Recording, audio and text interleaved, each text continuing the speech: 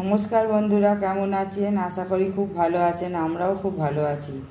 আবার একটা নতুন ভিডিও নিয়ে চলে এলুম। আজকের ভিডিওটা হচ্ছে পনির আর বেসমের যুগলবন্দি কেমন করে করতে হয় আপনারা দেখুন, আপনাদের দেখাই। চলুন, প্রথমে তেল দিয়ে দিয়েছি কড়াতে, তাতে একটা বড় সাইজের পেঁয়াজ দিয়ে দিলাম। এবার কটা রসুনের কুচি দিয়ে দিচ্ছি, ধনে পাতার ডান্ডি দিয়ে দিলাম,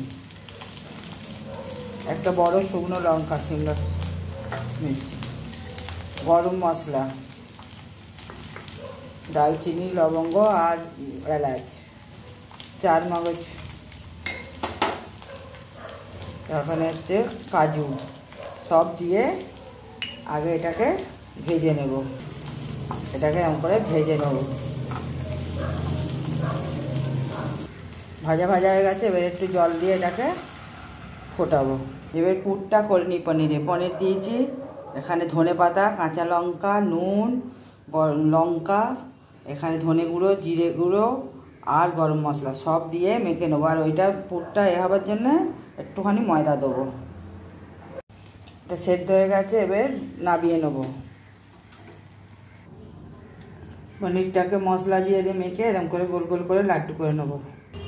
লাড্ডুগুলো হয়ে গেছে, এটা সরিয়ে দিয়ে এবার এখানে বেসন নিয়ে নিয়েছি। বেসনের মধ্যে একটু ধনে গুঁড়ো, একটু গরম মশলা, একটুখানি জিরে গুঁড়ো, একটু নুন আর একটু গুঁড়ো লঙ্কা দিয়ে বেসনটাকে গুলে নেব। অল্প একটু হলুদ, অল্প একটু হিং, অল্প একটু তেল, এরম করে গুলে নেবেন। বেশি পাতলা করলে পড়ে যাবে। গ্যাসে জল গরম করতে এসেছে, এটাতে তেল লাগিয়ে দিয়েছে, এটা দিচ্ছে। বেসনের মধ্যে পনিরের ওইগুলো গোল্লাগুলো দিয়ে একটা একটা করে ওইতে ভাবাতে দেবো। এটা আমি বেসনটাকে এরম করে গুলে দিয়েছি। আপনারা বেসনটাকে মেখেও কচুরির মতো করে খোল করে ওর ভেতরে পুর দিয়ে ওরম করে ওই করতে হবে, ভাবাতে পারেন।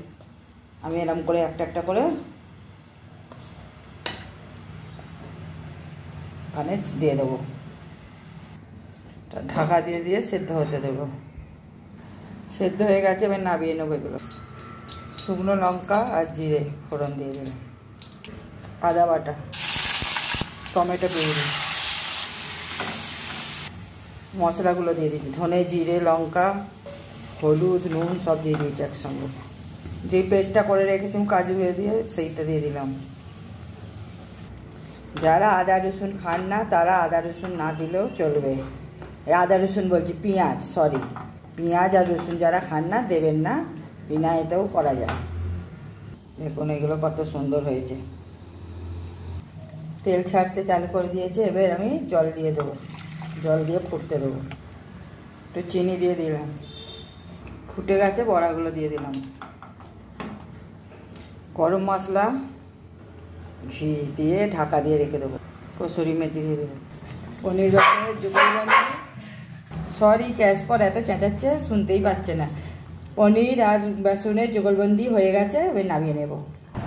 বেসন পনিরের যুগলবন্দি ফাইনালি হয়ে গেছে। কেমন হয়েছে আপনারা শেয়ার, কমেন্ট আর লাইক করে বলবেন ভালো লাগলে, আর আমার সাথে থাকবেন, এইটাই চাই।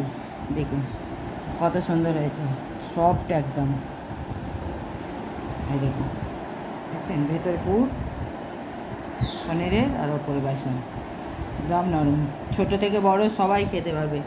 চলুন রাখছি, এখানেই শেষ করছি। আবার নতুন ভিডিও নিয়ে আপনাদের সামনে আসবো। চলুন।